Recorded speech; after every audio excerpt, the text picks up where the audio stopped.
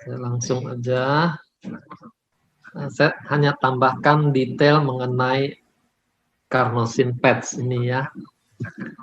Nah, jadi kalau yang susah diingat semua fungsinya banyak macam, maka kita perlu mengingat keunggulan dari masing-masing patch yang berbeda. Jadi kalau yang saya lihat carnosin ini sangat unggul tuh untuk repairing kesembuhan di level sel ya sampai nanti di tingkat DNA-nya. Jadi ini sejarahnya, carnosin ini suatu dipeptida, itu artinya dua asam amino yang alanin dan histidin.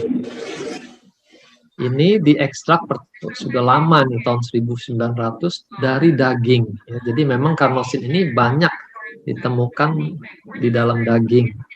Nah, untuk yang vegetarian ada kekurangan carnosin kalau dia hanya mengandalkan vegetarian, kecuali sayurannya itu mengandung alanin dan histidin ini. Nanti badan akan membentuk carnosin dari dua bahan asam amino ini. Ya. Jadi karena ada dua, istilahnya dia menjadi dipeptida. Nah ini banyak ditemukan di otak, otot. Nah, termasuk juga organ-organ lain tuh lambung, ginjal. Nah satu lagi tuh di catat khusus tuh bulbus olfactorius, itu saraf di otak yang menerima sensasi bau-bauan gitu ya.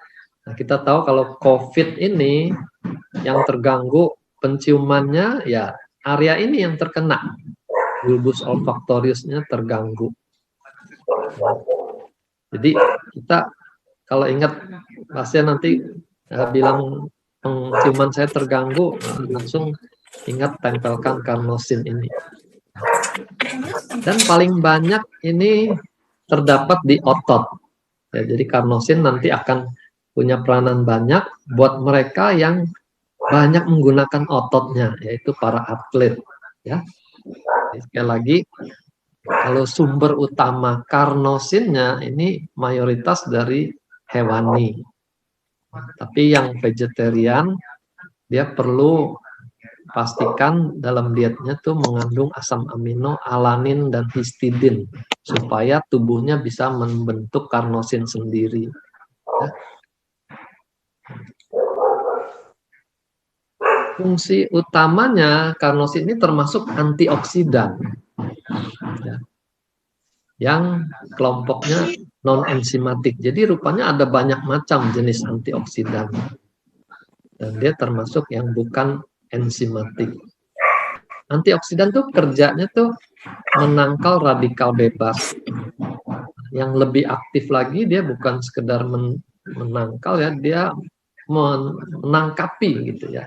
Disebut scavenger itu ya. Jadi dia mengikat radikal bebas tuh dengan lebih aktif gitu.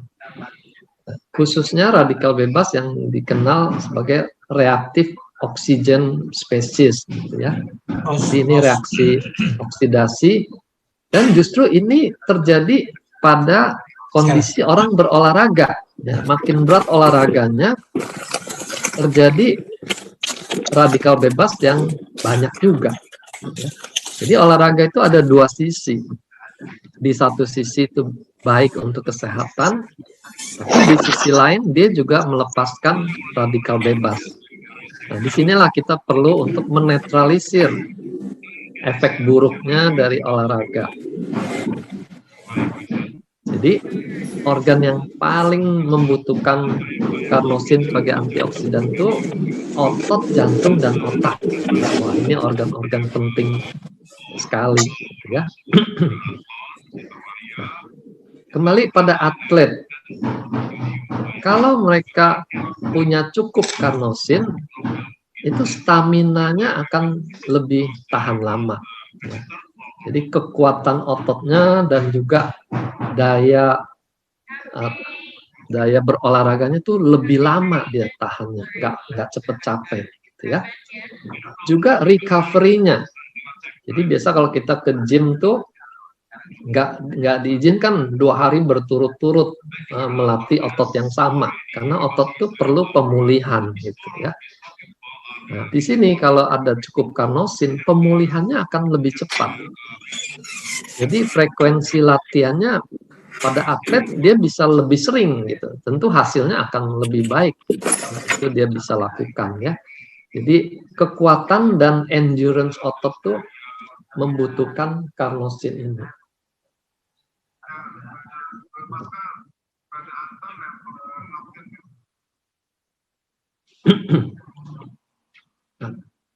Berapa banyak dibutuhkan patch tergantung kadar dia berolahraganya seperti apa. Kalau olahraga ringan tuh bisa selang-seling 1 hari, jadi 3 patch per minggu.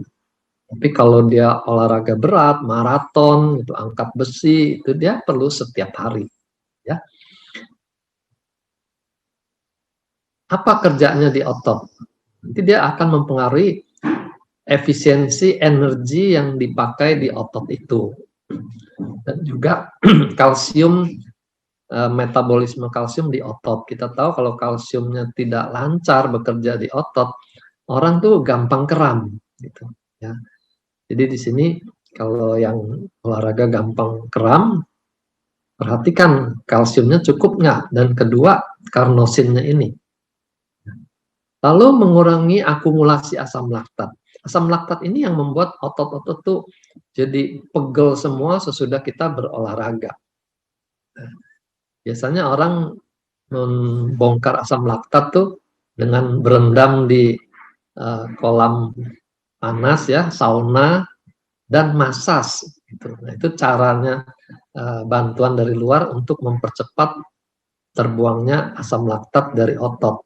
Nah, di sini karnosin bisa melakukan hal itu, gitu ya, mempercepat pembuangan asam laktat sehingga dia tidak pegal berhari-hari. Di luar otot, kita lihat di sini peranannya pada otak. Di sini dikatakan mengatasi Alzheimer gitu ya. Bukan hanya mencegah. Kalau mencegah tuh susah dibilang. Banyak suplemen tuh mengklaim mencegah kerusakan otak. Tapi kan kita susah membuktikannya bagaimana. Tapi kalau mengatasi, wah ini berani sekali klaim ini, ya. Dengan catatan Alzheimer-nya masih di tahap dini, gitu. Jadi itu masih bisa dipulihkan. Tapi kalau tahapnya sudah berat, otaknya sudah kisut, ya tentu tidak bisa, gitu ya. Lalu dia membantu sampai di tingkat DNA. Nah, kita punya sel kalau membelah diri itu ada bagian kromosom yang memendek. Nah, itu yang membatasi sel tuh tidak bisa membelah diri terus-menerus. Kalau dia bisa lakukan itu, kita nggak mati-mati. Gitu. Tapi karena telomernya ini memendek, maka pembelahan sel tuh bisa berhenti pada waktunya, tidak lagi membelah diri. Ya. Nah, dengan begitu sudah tinggal hitung hari dah, gitu. Karena sel-sel makin lama makin berkurang. Nah, karnosin ini ternyata bisa melindungi telomer ini sehingga tidak cepat memendek. Otomatis usia sel itu jadi lebih tahan lama, gitu. Dia lebih bisa lebih lama membelah dirinya. Nah, ini bagian dari proyek anti-aging atau proyek longevity ya, yang mau usia panjang itu sekarang semua fokus dengan mekanisme di sel ini, bagaimana bikin telomernya tuh awet. Nah, fungsi lain dia juga membantu di sistem imun dengan imunomodulator. Imunomodulator tuh seperti sistem balancing, jadi yang kurang aktif imunnya dia bisa perbaiki jadi lebih baik, lebih kuat. Nah, tapi yang terlalu aktif seperti alergi atau autoimun tuh dia bisa stabilkan ya, sehingga mengurangi alergi atau autoimun. Nah, ini kelebihan dari karnosin. Lalu neuroprotektor itu melindungi sistem saraf ya. Nah, tidak semua antioksidan itu bisa menembus otak. Dan juga khususnya sistem saraf ini, dia perlu antioksidan yang khusus.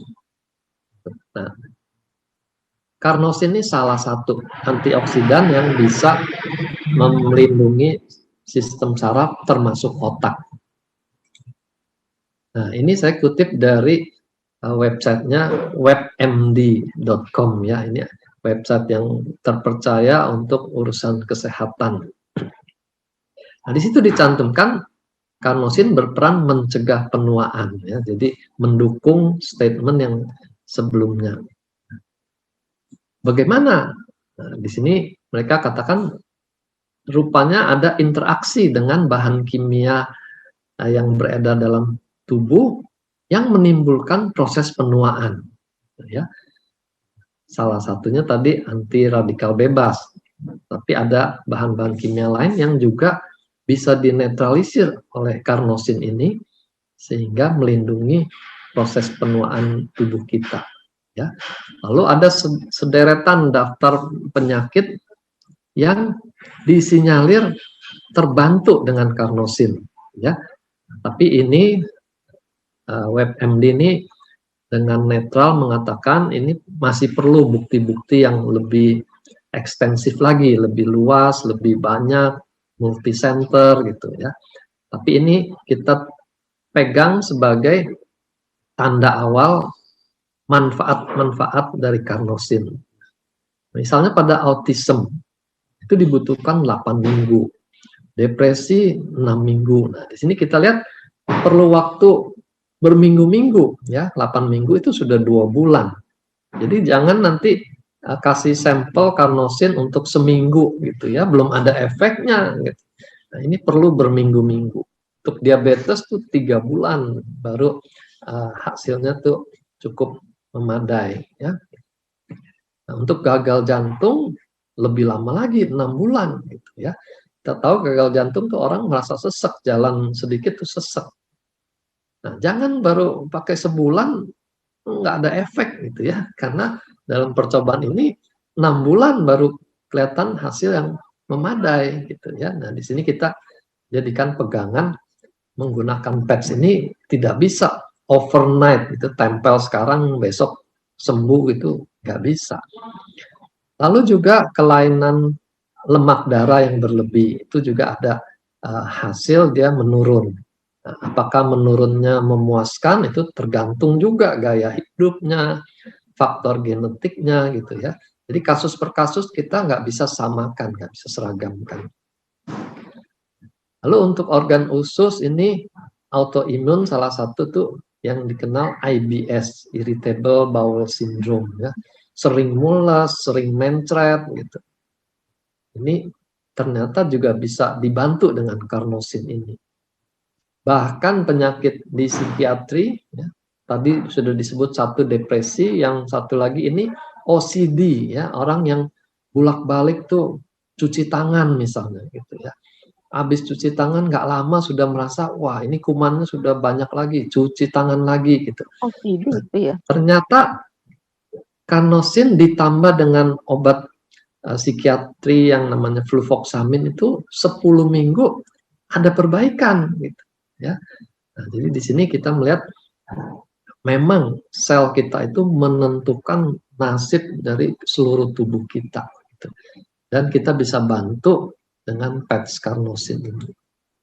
Nah, ini masih banyak lagi daftar penyakit lain. Buat mereka yang sakit lama berbaring di tempat tidur, itu yang paling kita takutkan luka itu, luka di belakang ya. Nah, luka mulai dari kulitnya menghitam, lalu mulai ada lubang sampai lubangnya dalam kena tulang gitu. Nah, itu kita paling takut lah, karena infeksi bisa masuk dari sana dan bisa masuk ke darah, infeksi seluruh tubuh gitu ya. Nah, ternyata karnosin punya peranan untuk membantu penyembuhan luka ini. Ya. Tentu dengan catatan orangnya jangan berbaring di posisi yang sama terus-menerus, ya kalah.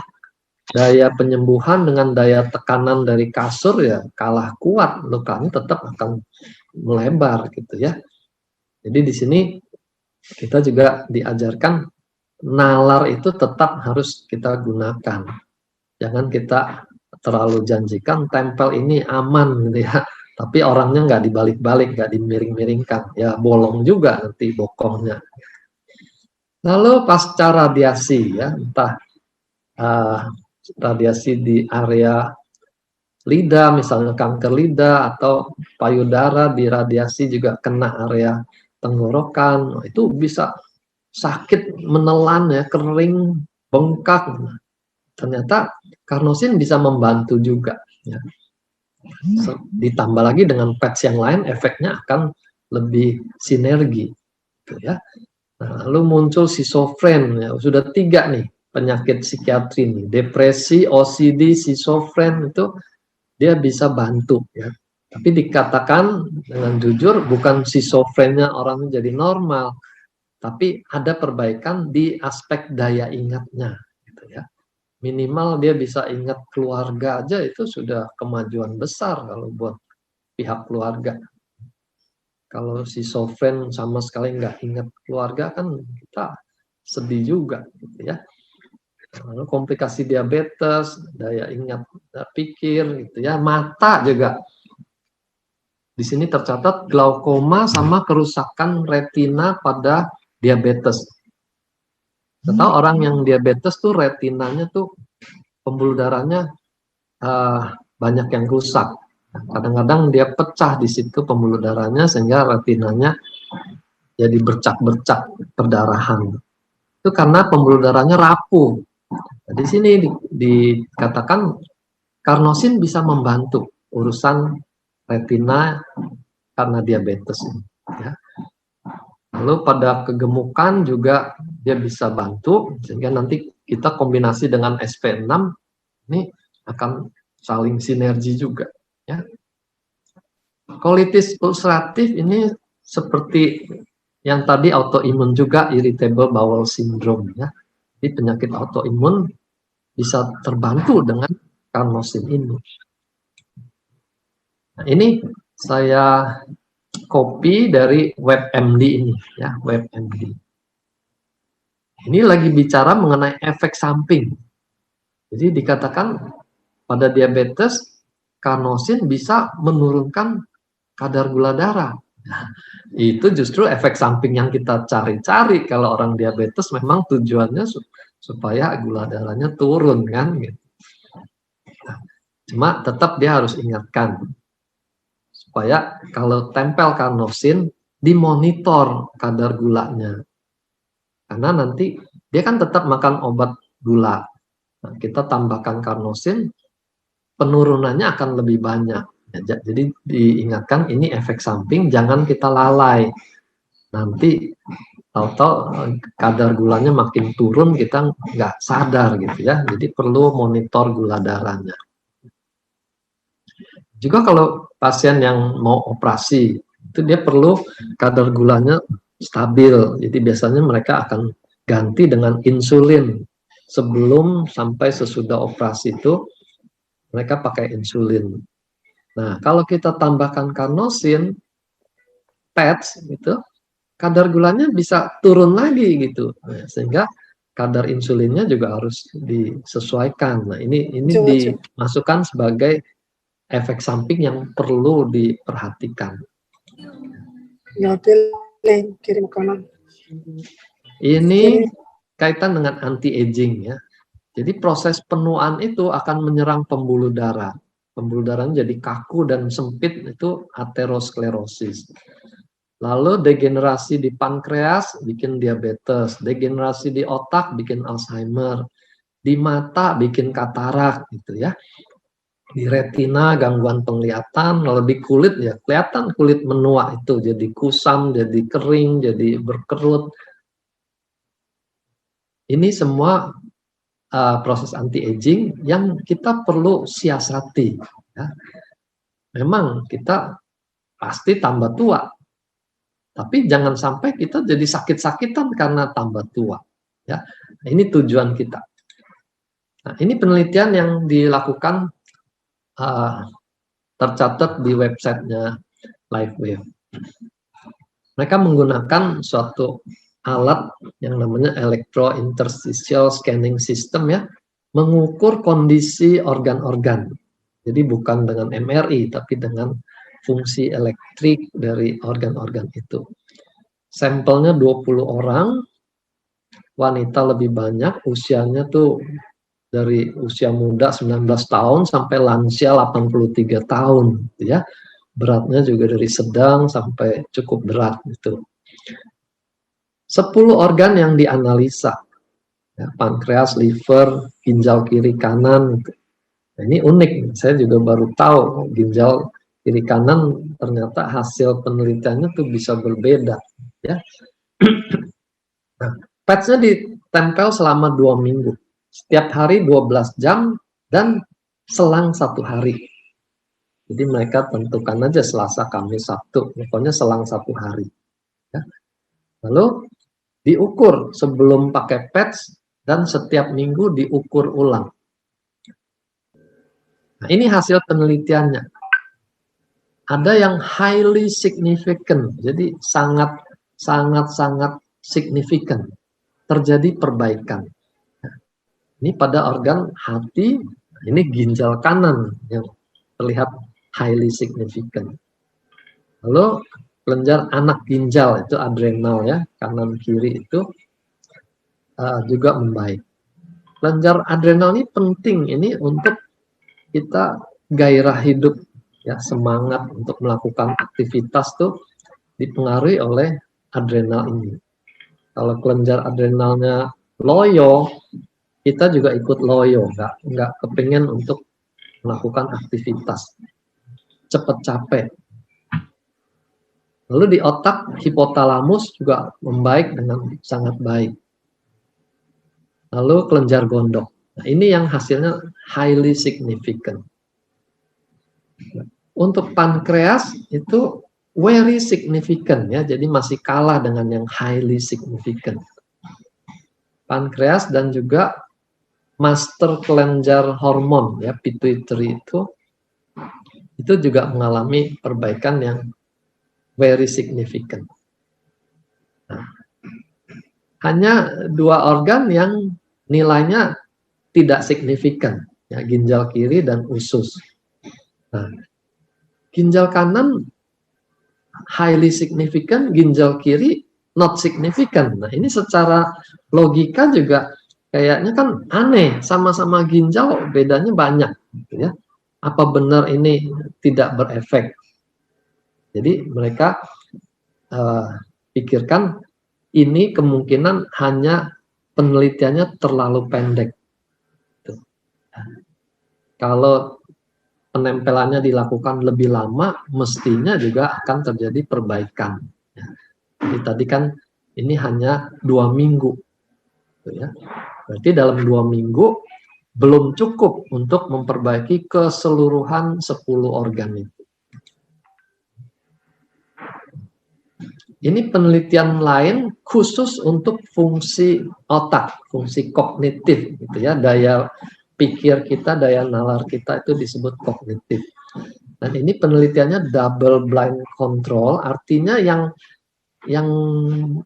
periksa, yang menempel, dia tidak tahu jenis patch apa yang ditempel. Ya, bisa itu patch bohongan, placebo. Lalu yang ditempeli patch juga tidak tahu dia mendapat patch beneran atau patch bohongan. Gitu ya. Jadi sama-sama tidak tahu, lalu diukur sebelum tes dan sesudah tes yang dipakaikan patch betulan sama yang dipakaikan patch bohongan. Ya. Nah, dan hasilnya ternyata kita perhatikan yang dikasih tanda bintang ini. Ya. 3, atensi, cara berlogika ya, memberi alasan kenapa memilih itu, sama daya ingat. Ini ternyata membaik dengan nyata. Sangat signifikan. Dan ini masih ada 3 lagi. Kecepatan proses juga. Itu membaik. Jadi di sini terbukti PET karnosin ini memperbaiki fungsi kerja otak ya dengan sangat baik. General cognitive functioning ini nilainya sangat signifikan. Lalu dia perhatikan juga mengenai denyut jantung sebelum dan sesudah tes, ya, baik pada yang memakai karnosin sama yang placebo tadi. Nah, ternyata mereka temukan pada hasil sesudah tes yang mengenakan karnosin itu denyut jantungnya itu nilainya lebih rendah. Kita tahu denyut jantung itu terkait dengan tingkat stres. Makin stres dia makin cepat denyut jantungnya. Ya, nah, jadi di sini ternyata orang yang dikasih karnosin itu dia lebih tahan terhadap stres, sehingga denyut jantungnya tidak melonjak cepat. Ya, ini untuk parasimpatisnya. Kita tahu kalau denyut jantung itu makin cepat tuh karena pengaruh simpatis. Parasimpatis ini mengimbangi. Jadi kalau parasimpatisnya lebih bagus, dia akan lebih pelan jantungnya ya. Jadi di sini kelihatan parasimpatis pada kelompok treatment lebih unggul dibandingkan yang tidak mengenakan karnosin. Ya. Dia lebih rileks, lebih tenang bawaannya. Di karnosin juga sangat membantu untuk orang-orang yang bawaannya tegang, ya, yang psikosomatis tuh gampang tegang, gampang tensi naik misalnya gitu ya, dan gampang berdebar-debar. Nah, ini membantu sekali karnosin. Ternyata selain ion, karnosin juga punya efek terhadap psikosomatis ini. Ya, jadi kombinasi ion dan karnosin sangat bagus buat orang-orang yang gampang tegang. Ya. Nah, ini kesimpulannya. Jadi karnosin patch dengan pasti menunjukkan hasil yang baik ya, pada fungsi berpikir kita. Jadi kalau yang sudah mulai susah untuk mengingat, susah konsentrasi, itu sudah waktunya perlu ditambah karnosin ini. Makin kompleks berpikir, itu makin berat buat orang-orang yang sudah mulai ada penurunan, ya. Sehingga dia bisa gampang sakit kepala kalau harus memikirkan urusan yang kompleks. Nah, itu juga indikasi dia perlu dibantu dengan karnosin ini. Lalu tadi ini terhadap stres saat ujian perlu ditempelkan supaya orangnya bisa lebih tenang waktu mengerjakan ujian maupun sesudah ujian. Oke, itu yang saya bisa tambahkan. Silakan.